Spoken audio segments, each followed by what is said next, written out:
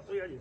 Entonces, hoy me ha llamado, a lo mejor luego mañana me dice, no, mañana no. Que la idea es lo que te decía, Nicolás, la idea es empezar a charlar, cuando veamos que estamos un poco pero te cansados, contaba lo de quedamos otro día y tú me dices, pues oye, que voy a ir, me voy Eso, para allá. tú me das el móvil y te exacto. digo que me ha llamado esto y que vamos a estar allí. Exacto. Y es digno de grabar, que Bartolo ha visto los vídeos, una taberna, que es la más antigua de Córdoba, un decorado que tiene muchas cosas de cuadros y tal, y enseñamos piano, un piano que también hay gente que va con guitarra.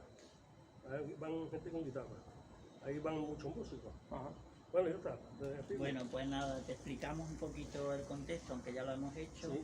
La idea es para un proyecto sobre patrimonio industrial, patrimonio de la industria, y entonces dentro de este trabajo que vamos a hacer, nosotros nos vamos a dedicar a lo que es la historia oral que esté relacionada con el río, con los molinos, con las huertas, y bueno, yo sé que tú tienes muchas cosas escritas sobre eso, bueno, lo que he leído y lo que queremos de alguna forma es que tú nos transmitas esas vivencias que has tenido, pero de una forma desde el origen, desde un poco contándonos más pequeño, todo lo desde que tú tienes conciencia, claro. Pues como, bueno, primero te presentas, dices tu nombre completo, dices tus padres, dónde has nacido, y a partir de ahí ya nos empiezas a contar un poco cómo fue tu vida, que ya nos comentaste que naciste en Ovejo. No, yo nací en Córdoba, mis padres eran de Ovejo. Yo nací ya en Córdoba.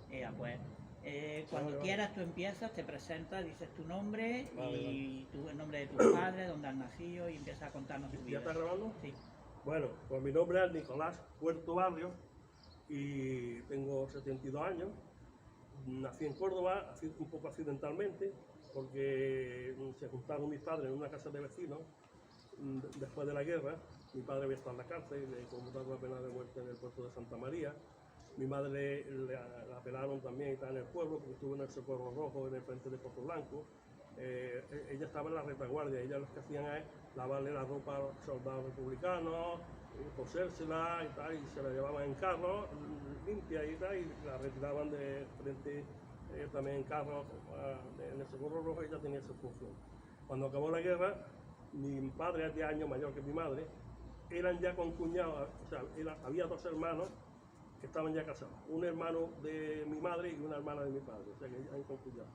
Y mi madre es más joven, pero mi abuela, Genoveva, que era la dueña de la posada de Ovejo, envió a mi madre a Córdoba porque otro de mis tíos, hermano de mi madre, Daniel Barrio, el ruso, que era anarquista, que estuvo en la cárcel también, estuvo en el penal de Montijo, cuando lo liberaron, se hospedó en esta casa, en la calle Barrio Nuevo.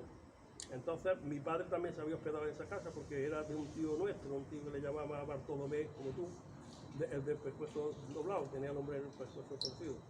Y allí convivieron, eran del mismo pueblo y no sé por qué, me imagino que estuvieran enamorados del principio, pero se casaron, ya eran concuñados, eran dos del mismo pueblo, una estaba, que era mi madre, cuidando a su hermano, Daniel, y mi padre, que tuvo que venir, que le dieron un trabajo muy forzoso, y era cargando y descargando maquinarios en Renfe, pero no era de Renfe, era de unas contratas que había. Todavía estaba, mi padre en esa época todavía, me acuerdo yo que iba a juicio de testigos de otra gente que todavía estaba en prisión. Años 50, yo nací en el 49, pero para que me acuerde yo tendría por lo menos el 54 o 55, porque yo vivía en la parte alta de la casa de vecinos, que teníamos 2 habitaciones para los 4, luego cuando nació mi hermana, teníamos allí un infernillo de cocina, pero de carbón, que mi padre traía restos del carbón, de las máquinas de carbón, que dejan restos, pero escoria, pero esa escoria todavía es combustible. Y entonces le dejaban traer los copeteros que había en Renfe, lo vigilaban un poco, decían, ¿qué hay ahí? Pero dejaban pasar. Y con eso, yo me acuerdo que los primeros periódicos que yo leí, una afición tenía la lectura, era que mi padre los domingos y mi madre me preparaban de lo que no gastaban en su hornilla, que tenía hecha una hornilla como si fuera en un cubo metálico, en el suelo, eso era el fuego. Lo que sobraba se lo llevaba a la jeringuera de Puerta Nueva, Rafaelita, y me parece que era un duro. Y con eso le compraba el diario Córdoba, que me lo encargaba a mi padre, y la Rafaelita me daba un cartucho de pisco, los piscos de los jeringos que quedan, así como unos pocillos. Y eso estaba más bueno que la leche. Y ya empecé yo a leer el periódico, luego mi madre iba a coserle a otra familia que tiene una casa muy bonita que está detrás del cuartel de la Policía Nacional. Yo me crié allí también porque esa familia eran parientes nuestros, con despiés, que su marido de esa señora, de Josefina, era el chofer del obispo. Y entonces, ser el chofer del obispo, ya ves, tenía una casa pero de película. Y yo, mi madre que era pariente, iba a coserle, nos llevaba a mi hermana y a mí, porque mi padre estaba trabajando, y mientras las hijas nos bañaban, yo la primera bañera que vi parecía de los Reyes, de esas largas, por la grifería, que todavía está la casa, está en venta, porque ya no hay quien la compre, porque vale muy cara. Y ya, digamos que ese salto desde la calle Barrio Nuevo a la casita que hay detrás del cuartel, ya fui yo percibiendo la zona del río, la zona de la huerta, porque las huertas empezaban enfrente de la lonja. Enfrente de la lonja y detrás del asilo Madre de Dios, ahí ya empezaba la huerta en el margen izquierdo. En el margen derecho no había casitas que llegaban hasta la ermita, había casitas. Pero en todo el margen izquierdo eran ya huertas, hasta la fábrica del gas. Había uno de la fábrica del gas, estaba allí, que había unos depósitos gigantescos, como si fueran los depósitos de Villa Azul. Y había incluso casas abandonadas, y allí establecimos, mi amigo y yo me juntaba con uno que se llamaba el Churrete, el Maíto, el Patata, el Faiki. Y ahí en una casa de esas abandonadas era como una especie de cortijo abandonado, que estaba hundido el suelo, se subía a la planta de arriba, por la escalera, lo que había era una habitación con un agujero en medio. No sé cómo nos caíamos allí, no. Pero allí teníamos nuestro cuartel general y allí asaban los pajaritos, porque mi amigo el Patata, donde ponía el ojo, ponía el tirachina. Había un pájaro en un árbol y hacía pum y caía el pájaro. Y los pelaban y los asaban. Yo siempre he sido más remilgoso, un poco lo mismo que he contado también antes, que una de las actividades que hacíamos era perseguir a los lagartos por la huerta. Y cuando veíamos que un lagarto se metía en la humedad de un árbol que había, enseguida buscábamos papeles y le metíamos fuego al pobre lagarto. Yo también más reacio a hacer eso. Yo, no sé por qué en mi educación yo era el más temeroso. Por cierto, que me llamaban, a mí y a otros que éramos más chicos, pelajopos, que ya he explicado lo que es la palabra pelajopos.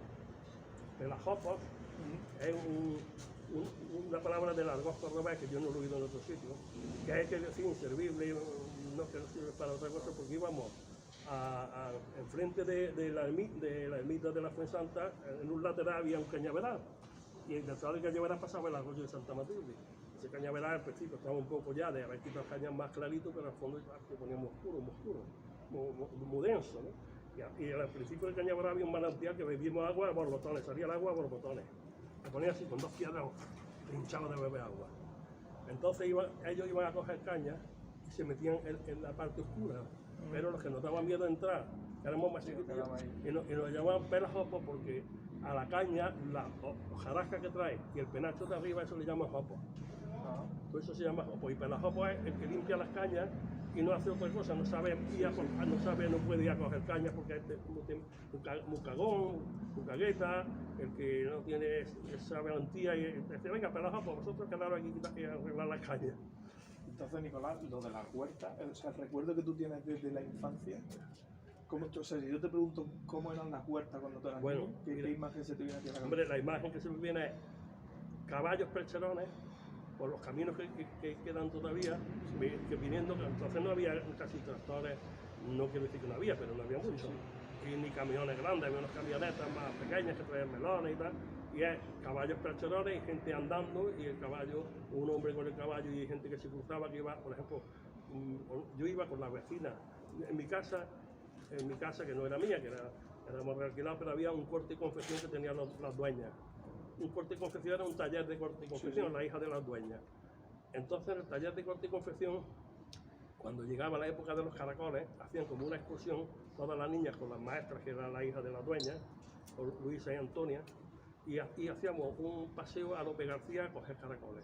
Entonces se cogían debajo cogía una hoja que había, las volcaban y estaban pegados los caracoles. Entonces, luego se guisaban por la tarde en el patio de vecinos. Y entonces, yo, por cierto, una vez que hubo eso, yo no puedo comer los caracoles, porque dice mi madre cogió un atracón y cogió un empacho. Por lo visto me bebí 8 días más de caracoles. ¿Cuántos caracoles te dice que me bebí 10 más. Y me puse malo. Entonces el ambiente era eso, parecía un poco de zarzuela. Y eso que lo pasaba muy mal, porque vivíamos en 2 habitaciones todos juntos. Pero mis padres, aún mayores, tuvieron la habilidad de que nosotros, mi hermana y yo, estudiáramos con beca. A mí me decía mi padre, siempre que te den beca, sigue para adelante. Y luego él se colocó en un futbolín en la calle de Morisco, que era de unos curas que había en Córdoba, el cura Cañones, que también tenía otros futbolines en las Margaritas. Eran una familia que estaban viviendo de régimen, y el hermano trabajaba en el Ministerio de Trabajo. Y bueno, mi padre se pudo colocar y yo seguí estudiando. Si no, yo cada vez que venía de vacaciones de la Universidad Laboral, que estaba aquí, estuve medio pensionista y en Alcalá de Henares estuve interno. Veía a mi padre tan mayor y ese futbolín, yo iba a ayudarle, veía que los chavales con un hombre mayor se metían con él, le escondían las bolas de las futbolinas y yo decía, papá, que yo me vengo, papá, ¿no? Porque entonces me decían, papá, no papá. Yo me vengo, yo no estudio, porque yo todos los veranos estuve trabajando. ¿Qué estabas estudiando, Nicolás? Telecomunicaciones. Pero yo estuve trabajando todos los veranos, desde que era pequeñito, estuve primero haciendo mandados, que le hacía mandados a la abuela del torero José María Montilla. Eso cuando vivía en la calle de Barrio Nuevo. Enfrente de mi casa había otra casa de vecinos, pero en la de al lado vivía la abuela de José María Montilla, del torero, que era una casa vieja y con muchos jardines también, pero que tenían dinerillo. Y entonces el torero cuando toreaba en Córdoba, en el entorno de Córdoba, iba allí con el coche a vestirse, con los ayudantes. Y la abuela vivía allí, que tenía un moño, una mujer muy mayor, vestida de negro. Y yo me ponía allí a darle la pelota a la pared, y porque sabía que me avisaba, decía, cuando estaba de vacaciones, pues niño, venga, iba, subía y cogía un cubo, iba a comprar el picón y carbón, pues entonces no había ni butano, y entonces por eso me daba unas perras gordas. Siempre, luego ayudaba a un friego que se llamaba Nicolás, que era de Montilla, que vivía en la calle El Tinte, que iba vendiendo los cupones y decía, los vendo porque no los entiendo. Y bebía mucho. Y ese también luego me daba propinilla porque desde que entraba por la calle Barrio Nuevo, por Puerto Nuevo, hasta que salía por la calle Agustín Moreno, se apoyaba en mi hombro y yo iba llevándolo. Entonces luego cuando llegaba, toma nene, me daba una parra gorda. Luego estuve repartiendo nieve de la Magdalena, que la repartía en Cañero, bloques de nieve, que iba con un pincho que te daban porque la nieve en el carro pesaba, era un triciclo, pero se me iba para los lados. Y cuando la nieve lleva mucho tiempo, un bloque se pega con otro. Entonces, como tenías que llevarlo individualmente a los vecinos, por ejemplo, el barrio Cañero, que no había frigorífico, había neveras que no tenían corriente. En mi casa no había. Yo tener una nevera era ya una cosa en Córdoba. Lo que era como un frigorífico, pero dentro tenía un compartimento donde se metía el hielo. Y era parecido a un frigorífico, pero no tenía conexión eléctrica. No generaba frío. Y luego en la misma esta de la Magdalena, con el que yo estaba trabajando, que era un hombre que se llamaba Fernando, y había otro que se llamaba Benítez. Los dos eran acomodadores de cine de invierno de la Magdalena y también de cine de verano, llevaban allí. Entonces su hijo se llamaba Antonio, que vivía en la travesía de la calle Barrio Nuevo, pues me animó y tal, y yo me fui con él y luego nos íbamos por la noche al cine, por lo cual yo he visto muchos cines. No solo allí, sino en el cine Esperanza, que es un cine que había en la calle Rabé. Y ese cine lo veíamos desde la calle Barrio Nuevo, veíamos media pantalla. Entonces, por la mañana, y en verano sobre todo que no teníamos que ir al colegio, íbamos a ver los afiches, a ver de qué era la película. Luego, mi pobre padre, como mayor que era, yo era mi padre se casó con 48 años, con 47 o 48. Les decíamos de qué era la película y los nenes se subían allí a la grailla de la parte alta donde yo vivía, que se veía la pantalla, y mi padre complementaba la película de su cosecha y nosotros estábamos con la boca abierta, oíamos a los personajes y sobre todo si había del oeste, veíamos los caballos allí correr, pero la historia la inventábamos sobre la marcha. Bueno, la inventaba, la dirigía mi padre y nosotros decíamos, y ahora este lo mata, coge al malo. Y mi padre decía, sí, le íbamos creando el guión de algo que tenía otro guión. La mitad de la película, la otra mitad la veíamos nosotros. Y el guión lo poníamos nosotros, no era el guión porque ni mi padre había visto la película, ni nosotros sabíamos nada de la película. Y entonces, por eso tuve mucha afición por el cine, porque luego, en esa casa de vecinos, los dueños eran una gente muy buena. Eran los primeros, luego vinieron, porque procuraban que a veces no íbamos de allí porque pagábamos muy poco. Y había un agujero en nuestro dormitorio, entraban las ratas, estábamos de pronto hacia ¡pum! Y caía, y era una rata. Mi padre le había puesto trampa y tal. Y no lo arreglaban el tejado, querían, y hasta que nos fuimos de allí, ¿no? pero tenían también una taberna y una tienda de comestibles. Y en la taberna vendían la fábrica, la gaseosa Teresa y Yesca, que estaba en la fábrica allí en la calle Barrenero al lado, que eran gaseosas como la Pijuán, que tenían un envoltorio en la cabeza de estas que hacen clic y le ponían un envoltorio de papel.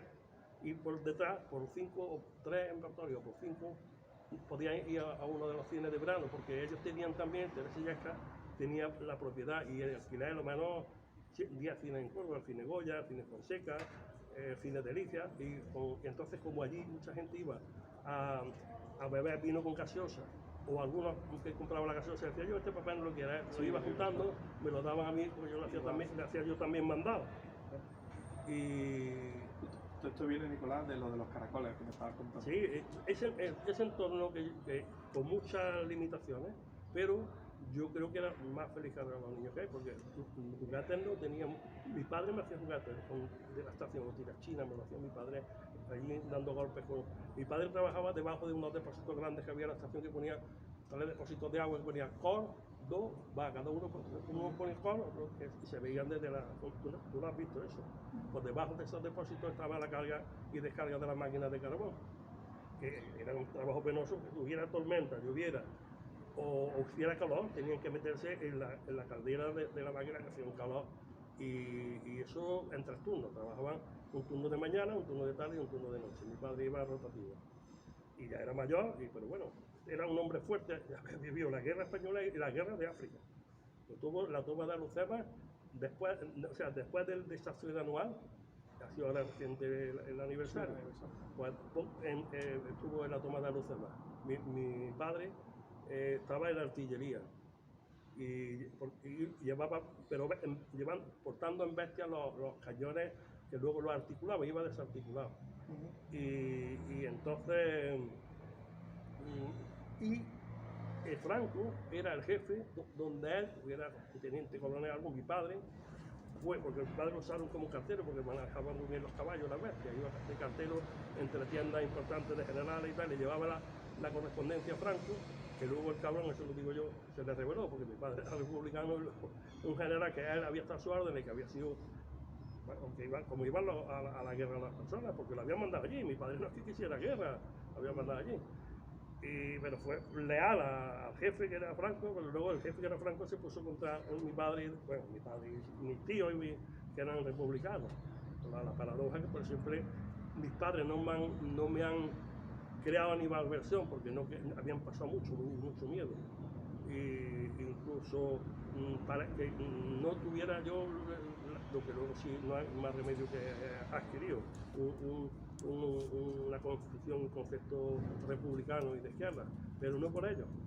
Fui yo percibiéndolo entre las vivencias del barrio, entre saber que había muchos de mis hijos que todavía estaban en la cárcel, que había 3 desaparecidos, 3 tíos míos desaparecieron, 2 en Francia y 1 aquí en el Maqui, que lo mataron en Adamuz. Que yo estoy ahora con la alcaldesa de Montoro, porque luego lo enterraron en Montoro para ver lo de los arrestos. Y me he prestado yo a que me haga el ADN. Y no sé, sí, no, pero volviendo Nicolás, a lo que estábamos hablando, que es lo que nos interesa. Sí, lo del río. Lo que yo te decía de las huertas que me has dicho, el recuerdo que tú tienes es de caballos percherones, sí, viviendo allí, tu infancia allí en la huerta, ¿qué recuerdos tienes? Nosotros por la mañana, cuando estábamos de vacaciones en verano, o los sábados por la tarde, y luego también nos íbamos a jugar la pelota a los llanos de Puerto Nueva o al llano que había en la iglesia de la Fuensanta. Y eso estábamos contigo al Calleveray y las huertas estaban allí. Pues era que cuando teníamos ganas de comer, y en mi casa no faltaba, porque mi madre cosía ropa. Tengo la máquina de coser que la tengo en Villalta, la hemos puesto allí como un monumento a afección, pero es una Singer, era de mi abuela. Mi madre cosía y teníamos un poco más de dinerillo, pero yo estaba con gente marginada, gente de los barrios, y íbamos a robar. Y entonces íbamos a robar tíos atados, que eran la lechuga, ciruelas, granadas, higos. Yo me acuerdo de almesas, porque en los caminos de la Fuensanta que se bifurcaba había hasta un puentecito como árabe, el Puente de los Diablos. Eso te iba a preguntar. Uno de ellos era el Puente de los Diablos. ¿Qué mapa tienes tú de aquella huerta? Había muchos puentes porque por ahí tenían, se bifurcaba, o sea, discurrían arroyos como el arroyo de Pedroche, arroyos que iban a lo bajo iban a desembocar al río, incluso manantiales como el de la Fuensanta que generaban allí un arroyo, el mismo manantial generaba un arroyo. Y entonces pues toda la fruta. Y una vez a mí no me pillaron, pero pillaron unos compañeros nuestros y lo metió el hombre en la vaquería allí a limpiar la vaquería con todo el lado de la caca de eso y luego nos lo contaron y pues, lo pillaron robando. Y yo la verdad que siempre he sido un poco más retraído. Yo quizás por la educación, por cómo era mi familia, no sé, yo era más retraído, porque la otra cosa que también pasaba que como mi abuela, aunque pasó la guerra, tenía todavía la posada de ovejas y tenían 6 tierras, en verano no íbamos muchas veces, cuando yo era más pequeñito no íbamos a ovejos, que allí no faltaban nosotros ni los higos ni nada. Entonces yo no necesitaba tanto, pero como estaba en el ambiente como una golfería, como una hazaña. Una pillería. No, ya me lo comía también, pero que no, yo no es que iba a mi casa y no tenía para comer, sino que Pero había gente que sí. Sí, había gente que tenía. Entre que mi madre cosía, mi madre le cosía a muchas vecinas que no le cobraba. Incluso mi padre sabía leer muy bien, eso tenía una cultura, quizás eso no haya hecho, ya tenía una cultura de la República. Entonces mi madre las vecinas iban a consultarle a mi madre para que le viera las recetas que le mandaban los médicos para ver qué producto contenía y qué contraindicaciones tenía y tal. Y decían, mi madre se llamaba Teodosia, mi padre Gregorio. ¿Me puede usted leer esto? A ver, con esto te lo ha mandado para esto. Aquí pone esto y servía un poco de traductora a las que no sabían leer. Y ya te digo que íbamos allí, por ejemplo, también íbamos a pescar. Ha dicho Nicolás que había almesa. Almesas de los árboles que se llaman almesos. Sí, era una bolita que se come en el exterior, que está muy bueno, está un poco áspero, pero está dulce. Y luego ¿cómo se llama? El hueso. Eso es silvestre. Bueno, yo no sé, pero estaban en la orilla de los caminos, y son muy altas, llegan a muy altas. No sé por qué, me parece que por ahí, por la Palomera, hay algún almeso, he visto yo. Y luego con los panutos se tiraban. Sí, pero dolían, yo soy uno de los sufridores. ¿Eso que era como los nísperos o algo así? No, era chiquitito. Una bañita pequeña. Sí, vale. Más chica que una aceituna. Y el hueso luego se queda como pequeñito, menos que un garbanzo, y se tira por las cañas que cogíamos, las cortaba y hacía un tubo y disparaba, pero que dolía. A mí me han dado cuando en el colegio, estaba en el colegio y hacía ¡pum! Te daba y lo que te dolía. Yo sí como sufridor de las almesas. O sea que almesas cogíamos, pescábamos luego. También en la huerta de San Rafael, que es una de las huertas que está ahora. Eso te iba a preguntar, hablando del nombre de huerta. Sí, la de San Rafael es una huerta muy grande, que estaba más o menos frente de la, ¿cómo se llama?, del tejar de la madrileña. ¿Sabes dónde estaba la madrileña? Arriba a la derecha, por donde se ve la iglesia, la torre de la iglesia del Campo de la Verdad, por allí detrás. Y allí estaba la huerta de San Rafael, era muy larga, era muy grande y tenía muchos maizales. Y también comíamos mazorcas, ahora que me acuerdo. Una vez las tostábamos y otra vez las comíamos así crudas. O sea, que esa era la huerta de San Rafael. Luego estaba la huerta de Paparrata, que estaba por detrás de la iglesia, la de El Milano, la de Santa Rosa, que estaba más entre donde la fábrica del gas, un poco más para abajo, más hacia la Silo. Y allí, como estábamos cerca de la ciudad, iban a la alberca a bañarse las niñas como si fuera una piscina, que no sé, seguramente o eran familias de la alberca, o pagaban, yo no sé, pero yo lo que sé que ya se despertaba nuestro instinto sexual, que tuviéramos 12 añillos, y no, porque si salían o se daban cuenta, yo me acuerdo, un paisaje como mágico, una higuera gigantesca, una especie que hacían de cúpula y en medio de la higuera la alberca y las niñas allí bañándose y jugando en braga y sujetador y los gritos y los jolgorios que tenían se oían como en eco, hacía como un eco como si fuera aquello como una iglesia. Para mí es como algo misterioso. Y allí estábamos debajo de un carromato que atravesamos la cerca de con alambre allí camuflado debajo mirándola y que nos van a oír. Y estábamos viéndola, porque ya nos gustaba verla. No íbamos a verla como iba a ver pasado los soldados. Cuando yo era pequeño me gustaban mucho los soldados y le decía a todos los soldados, primo, porque todos mis primos de Ovejo, mis primos son siempre mayores que yo, mucho mayores, porque mis padres se casaron tan mayores que los hermanos que tenían se habían casado, mis primos ya casi todos han muerto, algunos con 100 años ya, primos míos. Y yo cuando era pequeño, como mis primos que hacían la mili, aquí el de Panto y tal, cuando tenían que lavarle la ropa y todo, a mi madre también, a la pobre, iban allí, igual que mis primas cuando venían a trabajar a los señoritos, a Córdoba, también se quedaban allí a dormir y le hacían la comida. Y yo cuando veía a un soldado por la calle decía, primo, me creía que todos los soldados eran primos míos. No, esto lo veíamos ya con más confianza. Ah, chica, ya no estaba verdad. Y bueno, íbamos al azar, yo no me acuerdo, me parece que uno de ellos, a uno le llamaban Molina, que era un poquillo mayor, era un poco dirigente, decía ahora vamos para allá, ahora vamos para acá, pero yo iba donde iba. Y cuando fuiste siendo más mayor, ¿qué recuerdo tienes tú de esa huerta, Nicolás? Pues yo ya últimamente, antes de que me fuera, ya cuando ingresé a laborar, que estaba medio pensionista, no venía aquí nada más que para comer, para dormir, perdón, ganábamos incluso allí. Ya no fui, era tan pequeño, pero me recuerdo de las mujeres que todavía iban a comprar huevos, dando un paseo. Cuando yo ya me vine a Córdoba trasladado, en el año 80 con niños, todavía, y vivimos en el polígono de la Fuensanta, en el santuario que linda con lo que queda de Huerta, en la autovía, todavía la Ascensión, mi suegra y mi chico, la más grande, la más paloma y tal, iban todavía allí a comprar huevos y ciruelas, a la época de las ciruelas también a comprar ciruelas, pero naturales, ¿verdad? Porque a los hortelanos se les compraba. Y de ver el agua de la acequia de los canarillos. Sí, porque la relación que había con los hortelanos con la gente del barrio, sabía que iban allí a comprarle. Sí, claro, sí, lo anunciaba y además muchos de ellos luego acababan en las tabernas de allí del barrio, pero ya cuando esté el santuario, yo sigo, ya creo que se han vuelto todos. Pero eso que tú me dijiste, iban allí todavía hombres hortelanos que estaban en la huerta, pero ya con el nuevo barrio del santuario. Eso sería a partir de nosotros compramos allí el piso en el 73 o 70. Aunque luego no fuimos a Madrid, pero se quedó mi hermana que murió y mi madre, y luego Ascensión de Sevilla.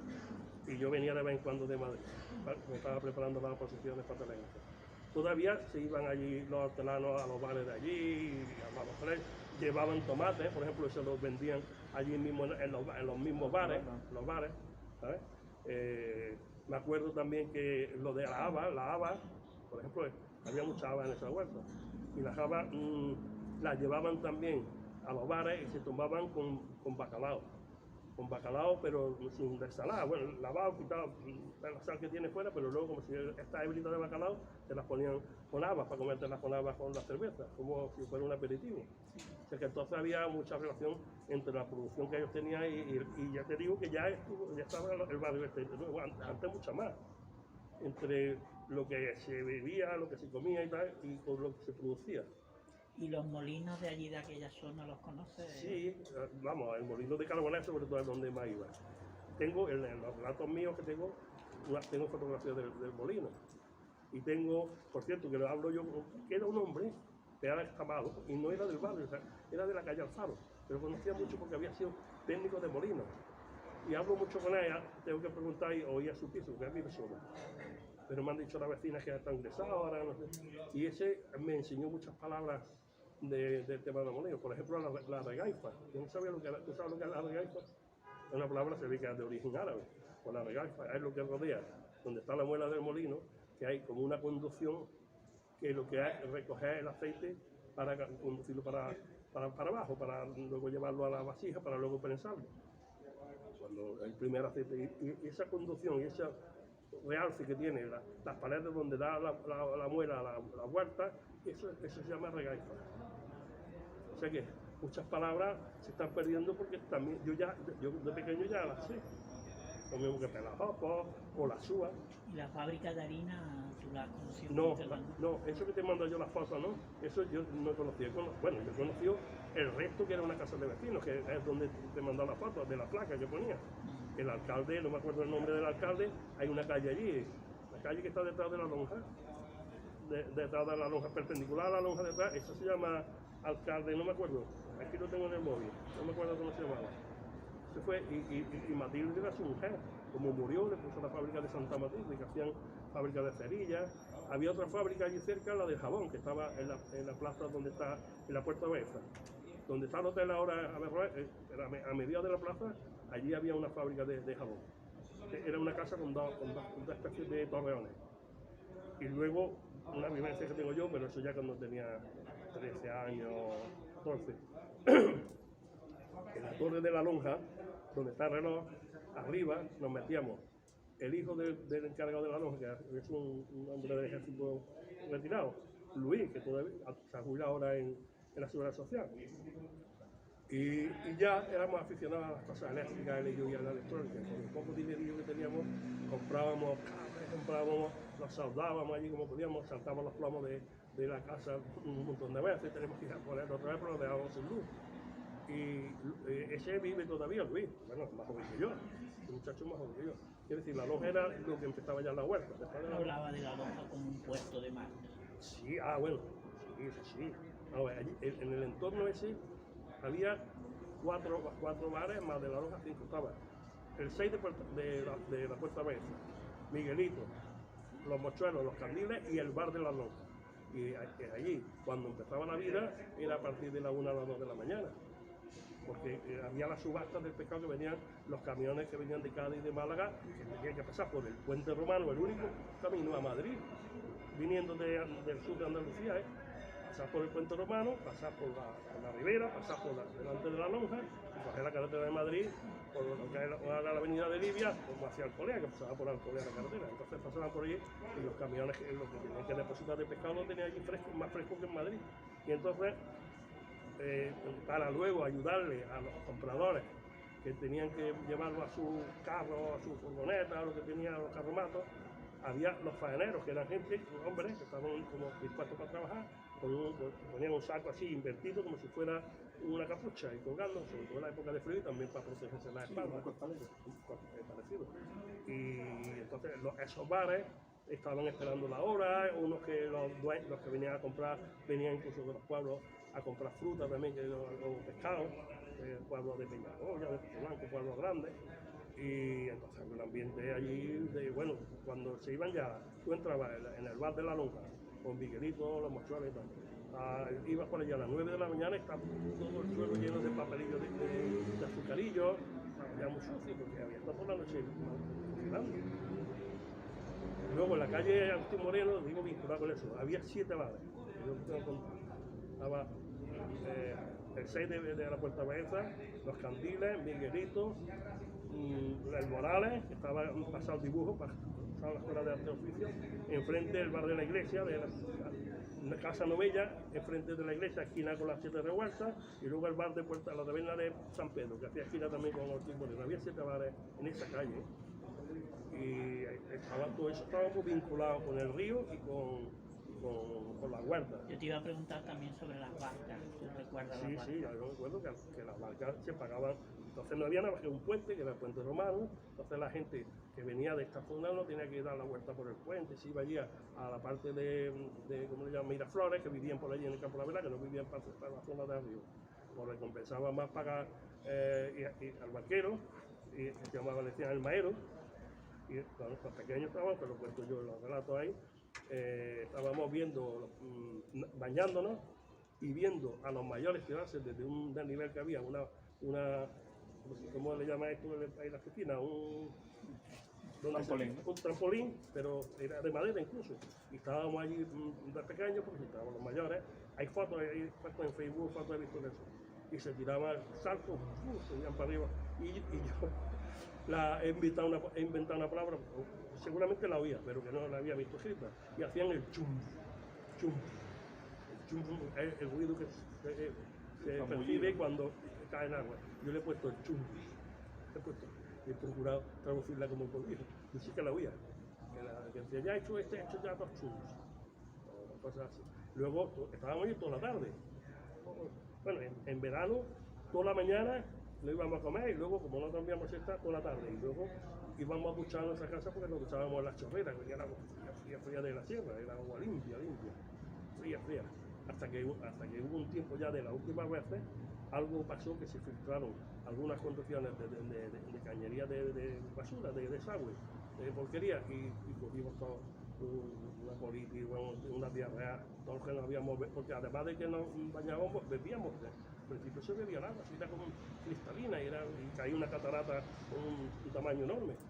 Y nosotros pues, a la vez que te duchabas o bebíamos, o alguna vez íbamos expresamente a beber, estábamos bañando.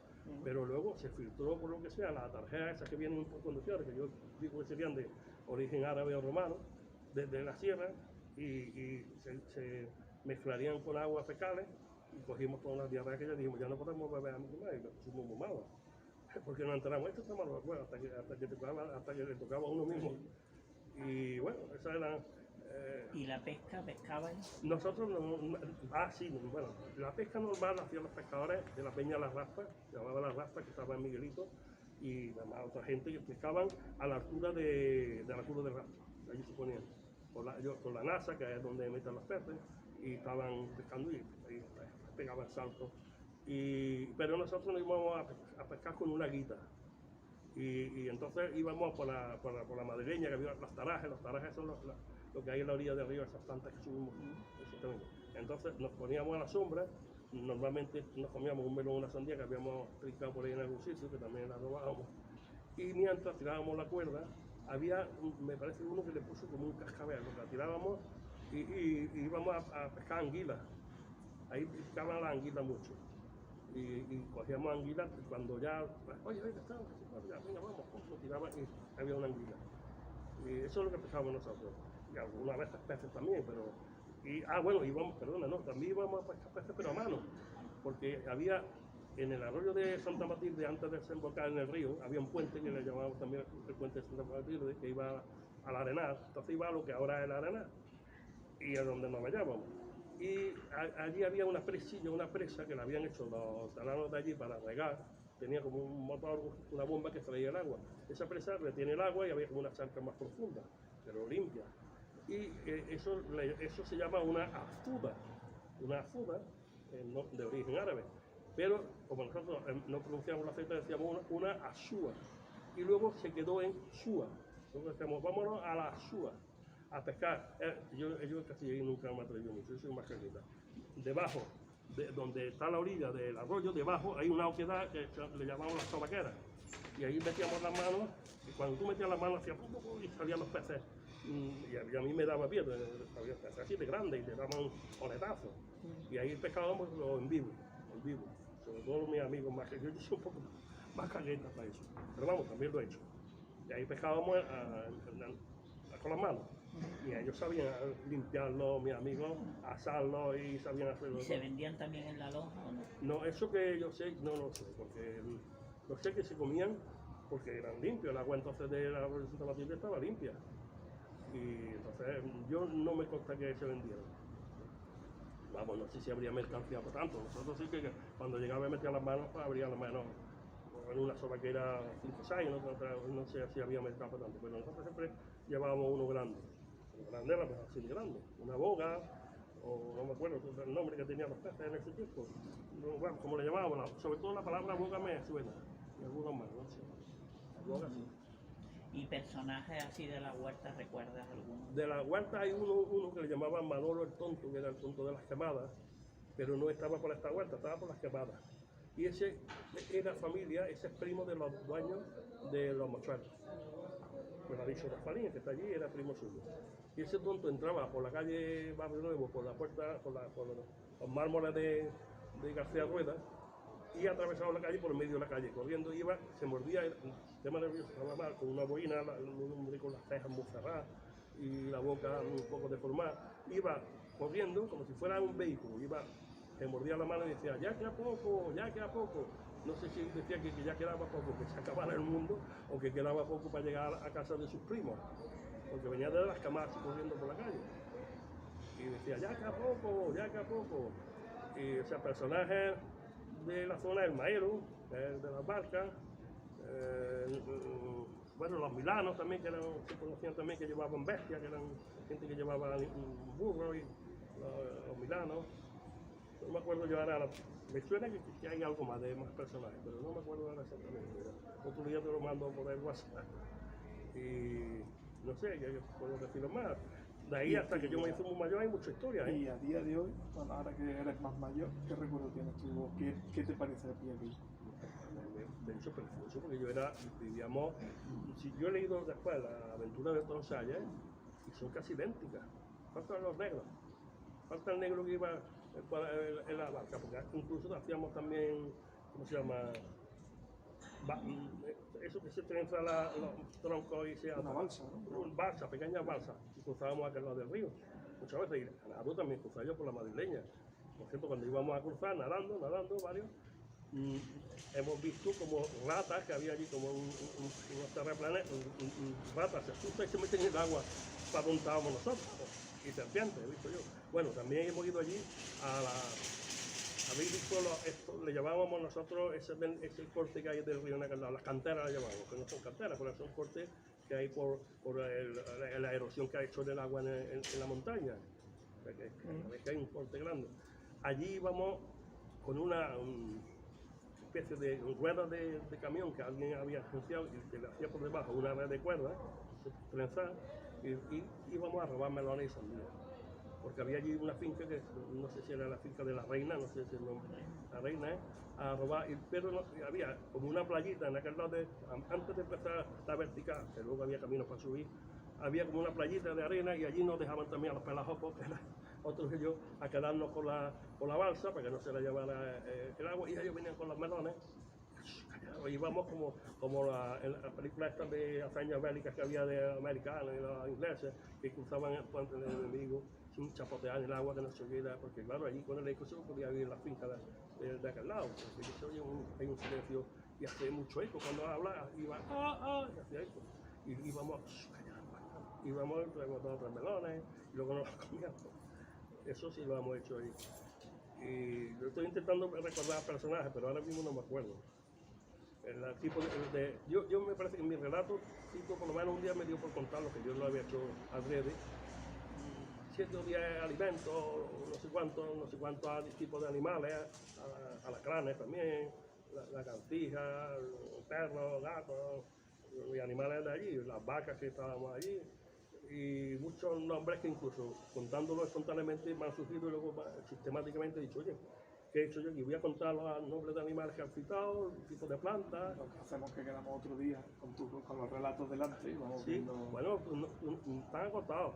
¿Tienes algunos? No, de los que tú has escrito así de papel, no.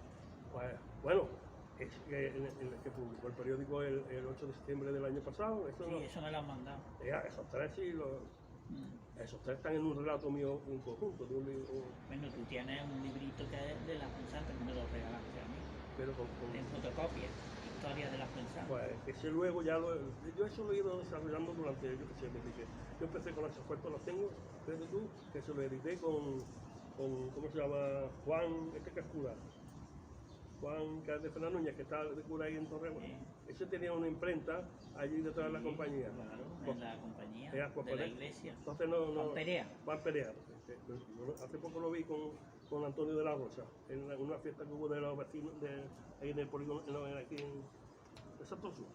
Y entonces lo edité con él, desde, yo qué sé, me parece que desde 1997 lo hice especie de fotocopia, montándolo con la paz, luego ya lo edité mejor. Y a mí me diste uno de esos. Bueno, luego yo lo edité porque yo estuve en la fundación de Caremos, Ecocaremos. Era la central esta que se ha hecho de transformar de aceite de fritura en gasoil. Entonces se creó una fundación cultural que se llamaba Queremos, que la llevaban los padres de los niños borderline, como Matencio, que tenía una niña borderline, mucho. Y yo me vinculé con ellos y entonces edité los cuentos, los pagué yo y luego se los di a ellos la mitad para que los ingresos que tuvieran se fueran para la fundación. Y yo más o menos casi pagué el libro, más o menos. Bueno, algunos los regalé a mi hija, que como si lo hubiera yo. Y entonces, pues, 3 libros que edité de cuentos, los 3 le pusimos que los ingresos y tal eran para Ecocaremos. Y eso estaba agotado. Eso me dijo una vez, creo que han vendido por su cuenta, lo que pasa es que, porque una vez, amigo mío que estaba interesado, le dije, oye, habla con Lito Pérez, y entonces él no me lo ha vuelto a decir. No sé si Lito Pérez por su cuenta ha vuelto a imprimir, como lo tiene metido en el registro, lo ha vuelto a emitir o algo. Yo le dije, oye, si imitas algo, si queda algo que a mí me costó dinero, si me queda algo, pero bueno, hace €1 o algo. Y tengo pensado, porque tengo 3 de cuentos, son 3 por 6 cuentos, son 18. Y tengo más de 6 no publicados. Entonces quizás me gustaría, pero yo no sé si va a merecer la pena y el costo si lo va a leer la gente. Editarlo en Navidad ahora. Juntarlo, saldrían 24 cuentos, que serían los 3 que estaban agotados, más otros 6 que no he publicado. Y de todos esos personajes amigos de la infancia, ¿te ves con ellos? ¿Rememoráis un poco esos tiempos? Hay uno que vive en Córdoba, que trabajó luego en la electromecánica, se llama Juanito, pero eso vivía en una casa de vecinos, lo menos 5 hermanos de eran pelones con zapatos. Nosotros tenemos zapatos de goma. Los zapatos de goma que simulan un zapato, te ponían los pies muy negros del sudor. Y ya vivían incluso en condiciones quizás todavía peores que yo. Y ese le decían los hermanos, en vez de Juanito, le decían Maito. Ese era el Maito del que yo lo cito. Y ese que trabaja en el electro, que luego ha estado en comisiones, ha sido un hombre que se ha vinculado con la izquierda también, y él luego más localizado, y entonces con ese sí. Y él tiene un amigo que se llama Pepe Navarro, que ha sido taxista, y otro que era amigo nuestro, que vivía enfrente de mí, que se llama Antonio Meira, que vive en Cataluña, que más por la WhatsApp, por el WhatsApp y por Facebook, más o menos, cuando he publicado yo algo en el Facebook me han dicho, ay, qué bonito y tal y cual, les gusta, porque a ellos rememoran cosas de esas. A lo mejor no hay ningún, no sé si habrá otro amigo que también escriba, pero yo como me gusta escribirlo, luego lo he puesto libre, pues ellos lo han leído y les ha gustado mucho, ¿no? Pues yo tengo sobre Renfe, también porque mi padre trabajó en la contrata, y tengo uno que es sobre el ferrocarril, le llamo Mis Trenes, por todo el nombre de las máquinas, todo el mundo de los trenes. Luego otro de Córdoba, que es el tema de la fragua de Moyano, que intento combinar el mito de Vulcano con la fragua de Moyano, que estaba ahí en la Cruz de Rastro, donde estaban todos esos bares modernos, y entonces pues ya no sé si se lo han leído, ese me parece que sí, un poco, es muy bonito porque es un poco un niño que se queda el hombre de la fragua, que es Moyano, el ratonero, que dice que no, esto no lo arreglan, en Córdoba había un dicho, dice, si esto no se tiene arreglo, no lo arregla ni Moyano, el ratonero, pero si ha dedicado a la política o algo a hacer un edificio, lo que sea. Y ese era Moyano. Y ese hombre, pues bueno, ahí cuento una historia tenía un ayudante y un niño que aparece en el río como Vulcano, que sale del agua, que lo encontraron y como no había que se quedara con él, se quedó Moyano con él, que era cojo como Vulcano también. Y entonces mezclo el mito de Vulcano con el tema de Moyano, que además rima. Entonces le llamo la fragua de Moyano, que estaba muy calentito. Yo iba con otro amigo que se llamaba Fernando, también de estos de la huerta. Y ese Fernando vivía con su abuela y nos contrató Moyano, nos contratábamos nosotros porque a darle a fuelle. Y entonces nos daba luego, no me acuerdo cuánto era, 4 perras gordas, y teníamos ya dinerillo para gastar. Y además estaba muy calentito, allí con las chispas, lo pongo un poco el mito de las chispas del fuego. Y me acuerdo que Fernandi, fue la abuela de Fernandi, que se enteró para que le dijo a Moyano que no le den dinero. El dinero a la semana me lo da usted a mí. Y íbamos luego a tirar la escoria al vertedero de la Cuesta de la Pólvora, ahí, en el río. Y al no darle el dinero, le decía a Fernando, eso se ha quedado ya, y a mi amigo le gusta mucho. ¿Sabe usted lo que le digo, Moyano? Que, porque le dijo, ¿dónde está el dinero? Te lo doy a tu abuela. Y le dijo, ¿sabe usted que ya no follo más, que venga a follar a mi abuela? Porque en vez de decir follar, decía follar. Y entonces decía que venga mi abuela a follar. Yo intento rebuscar cosas que pasaron y las expresiones y tal, porque de alguna manera me han marcado y las recuerdo. Y yo creo que puede ser atractiva, ¿no? Como por ejemplo vosotros estáis interesados, no por Nicolás Puerto, sino por lo que pasaba y había en ese momento, ¿no? ¿Y qué queda de todos esos lugares de los que tú viviste actualmente, en la zona esta del río, de la Fuensanta? Bueno, yo me paseo por la huerta y he ido, un día hice un reportaje de fotos, hay un camino donde hay un paredón paralelo que te explica mucho el camino, que me trae recuerdos, porque parece un camino inglés. Y luego, pero siempre he tenido rechazo. Primero que he ido solo porque no he encontrado amigos de mi edad o del barrio que quisieran venir conmigo. Y entonces pues he tenido, por ejemplo, una vez fui con amigos y nos rodearon al final de la Molino Carbonera, a la derecha una perrera, nos rodeó una jauría de perros sueltos que tuvimos que coger palos, pero a 1 metro así nos llevaron ladrando, que íbamos así, íbamos acojonados. Hasta que salimos de aquí por el puente de la arena debajo de la autovía andando. Bueno, luego hay también muchos campamentos de rumanos, que a mí no me da miedo, porque te mira y tal. Los perros rumanos, hay porquería de basura por algunos sitios. Hombre, pero todavía hay huertas en producción. Sí, sí, quedan huertas. Hay huertas, sobre todo al final, allí al lado del molino de Carbonet, ahí se ve que hay como, no sé si son ciruelas o hay arbolitos de esos medianillos que dan mucha fruta. Y el molino de Carbonet, yo he ido allí a bañarme, y hemos tenido cuidado porque el canal que ya absorbe el agua para mover el molino, ahí se crea una corriente que además te puede pillar. Entonces siempre me daba mucho miedo a mí bañarme por Yo ahí. te iba a decir que era muy típico que todos los años moría algún niño Sí. ahogado. Decían Santiago y Santana, que son 2 días sucesivos de julio, o pez o rana. O sea, se ahoga un niño. Yo he sacado de los peñones de San Julián, que estaban ya un poco más arriba de la playa, un poco como podía tener referencia. Ahora, donde están a la altura del Eroski, un poco más arriba. Entonces había habido unos conventos, allí unos molinos antiguos y habían quedado los pedruscos, y allí el agua no era muy profunda, pero te arrastraba mucho, porque hay léganos y te patinas en los léganos. Y el légano es otra palabra que no se usa mucho, los léganos, tú sabes lo que son. Sí, sí. Pues allí vas para abajo, y saca yo a niños más pequeños que yo, cuando yo tendría 14 años, a chavales de 10, 8 años, así del cuello tal, que a mí me llegaba por allí porque se ahogaban. Y una de las veces, no me acuerdo en qué fecha, que yo era más pequeño, se ahogaron 2 de mi calle, el Enrique y un primo que vino de Mallorca. ¿Qué pasaba? Que lo he contado también a los ratos. Cuando se ahogaba alguien y se corría la voz en el barrio, todo el embarque, toda la ribera del río, donde están los miradores, eso, ¿no? hasta casi la Cruz de Rastro, y estaban todas las madres, Antonio, Nicolás, en mi caso. Y algo que no sabía, se habían ahogado 2. Como sabéis, estábamos ahí metidos todos los veranos. Y cuando mi madre me veía del nervio que tenía y me pegaba, y yo no había hecho nada, pero. Y luego me acuerdo que lo pongo ahí también, que le decían a madre muy nerviosa y con excitada, y me decían, oye, como un día te ahogas, te mato. Esas son palabras también que se decían, ¿no? Y a eso lo cuento también. ¿Y sobre la playa, tú recuerdas la playa? Sí. Nosotros ¿Puedes contar algo de la playa? Nosotros íbamos gratis, porque si entrabas por el molino de Marto y tal, tenías que pagar. Pero nosotros no íbamos arriba, nos atábamos con la correa en la ropa, porque íbamos vestidos, nos íbamos en bañador o en calzoncillos algunos, y nos metíamos por el agua, porque en el agua había una especie de cerca que se metía también, pues nosotros la bordeábamos también, como éramos muy buenos nadadores. Te ahí la ropa a la cabeza. Para que no se mojara. Luego la escondíamos en los peñascos, la poníamos aparte de donde estaban los bañistas, la escondíamos allí en los peñones de San Julián, que había también en la zona dentro, en la tierra, había restos de peñascos allí también. La escondíamos allí con unos matorrales y ya nos incluíamos allí como si fuéramos de los que habíamos pagado. Estábamos allí jugando con los torneos. ¿Y ahí estaba todo Córdoba?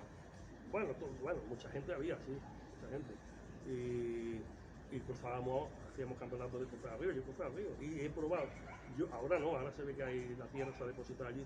Nosotros hemos hecho intentos por donde estaba el embarcadero, de dejarnos para abajo y tener que subir para arriba.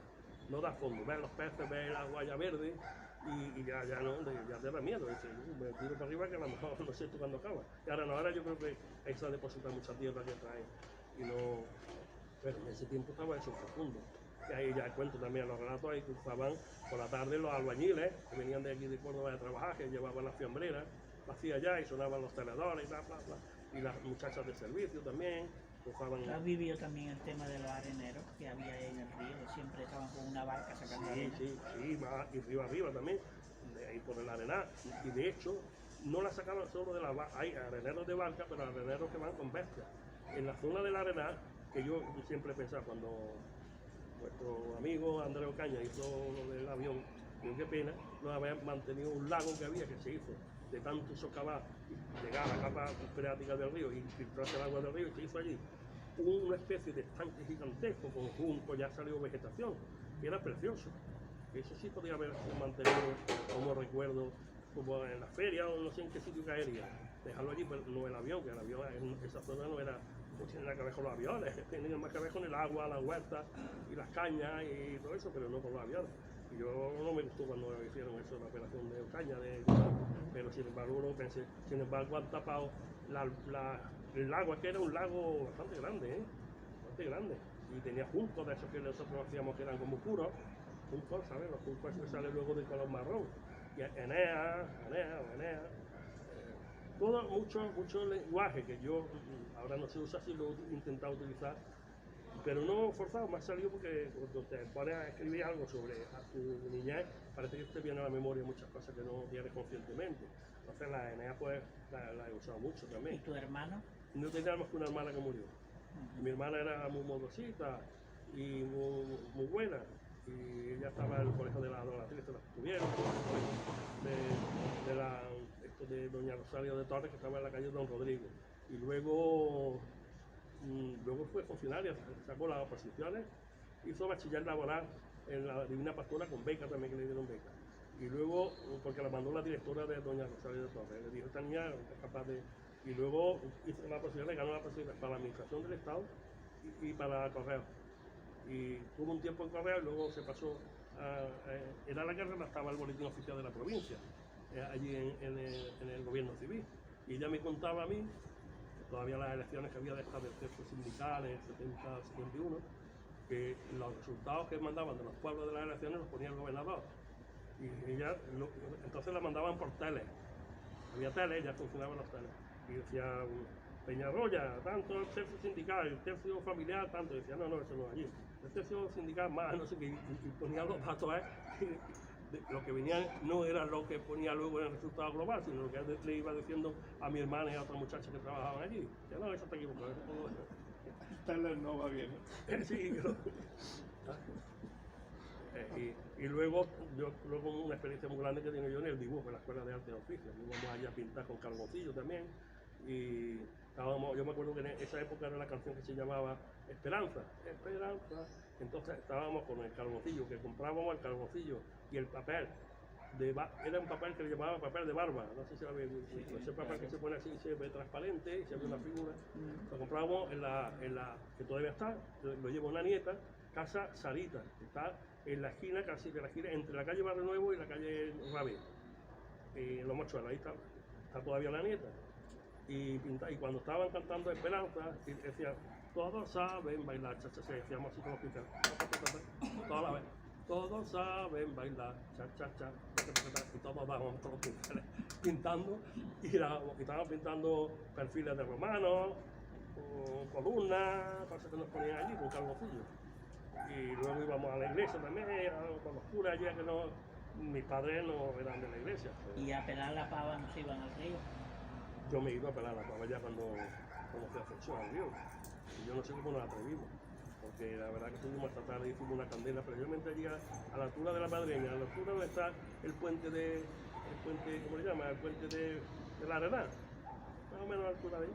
Y entonces se bajaba por unas pendientes y tal, y nos volvimos por lo menos a las 11, y luego yo mismo lo pensé, que hubiera sido peligroso si hubiera ido allí alguien a abordarnos, los dos.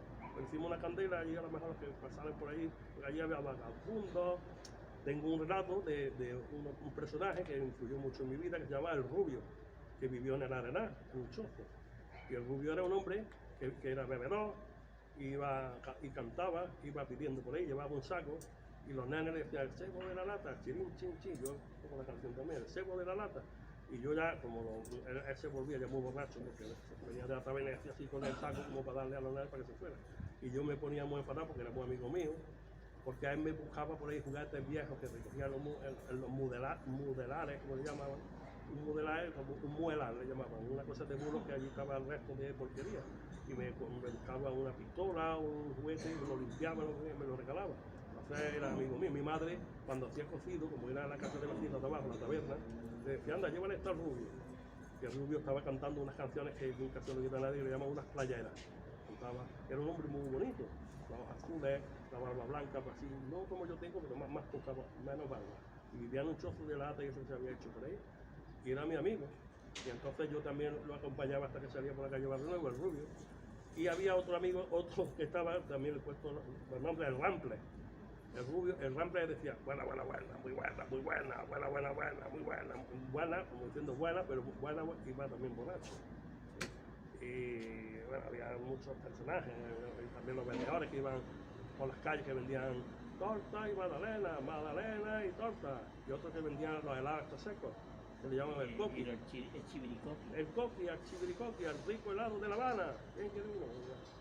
Y van también los romanceros, esos que van, que luego Ascensión ha cantado canciones de su pueblo, que la vendían acompañan. papelitos.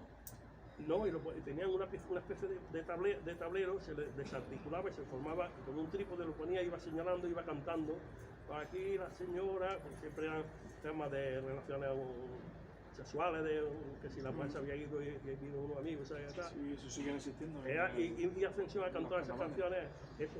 Y Ascensión ha cantado esas canciones, y Paco Santiago, que era cantautor de la época nuestra, se la ha acompañado en la guitarra y han hecho un vídeo. A ver si tú lo mandas, si no lo perdí. Precioso. Era la canción del esposo soldado. Ha cantado versión de Inocencia del Duque.